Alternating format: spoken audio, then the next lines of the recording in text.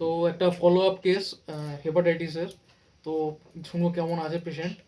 তো আপনি কেমন আছেন এখন? আগে মানে আপনার কি কি প্রবলেম ছিল? না, প্রথমে তো আমার প্রবলেম ছিল, যেমন প্রস্রাব হলুদ হইতো, খাওয়ার কোনো রুচি ছিল না, ঘন ঘন প্রস্রাব হইতো।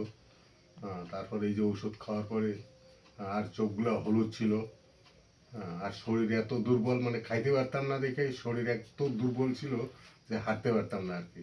হুম। তাই ডাক্তারবাবুর ওষুধ খাওয়ার পরে আমি অনেকটা এখন সুস্থ আছি একেবারে। তুমি কতদিন ধরে ওষুধ খাচ্ছ? মোটামুটি 20-25 দিন।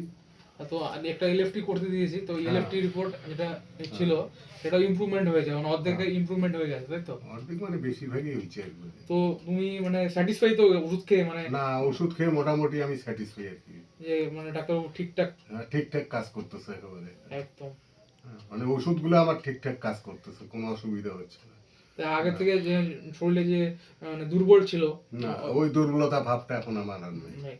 তারপর যে চোখগুলো হলুদ হয়ে যাচ্ছিল। না, এখন হলুদগুলো অনেক, মানে হলুদটা এখন স্লাইড আছে। হ্যাঁ, অনেকটা পরিষ্কার হয়ে গেছে আর হলুদটা। আর আগে একটু বলছিল যে খাবার একটু খেলেই হুম। তারপরে পেটটা ভরে যেত, খাওয়া খেতে পারত না, না, আগে একটু খাইতে খেলেই পারতাম না। পেটটা ভরে যেত। হুম। এখন কেমন খাচ্ছ? এখন মোটামুটি তো 250 গ্রাম চালের ভাত খাচ্ছি। আচ্ছা, হুম। তাহলে সব ইমপ্রুভমেন্ট হলো। তো হুম। এটাই দেখানোর ছিল। হ্যাঁ। ও, থ্যাংক ইউ। হুম।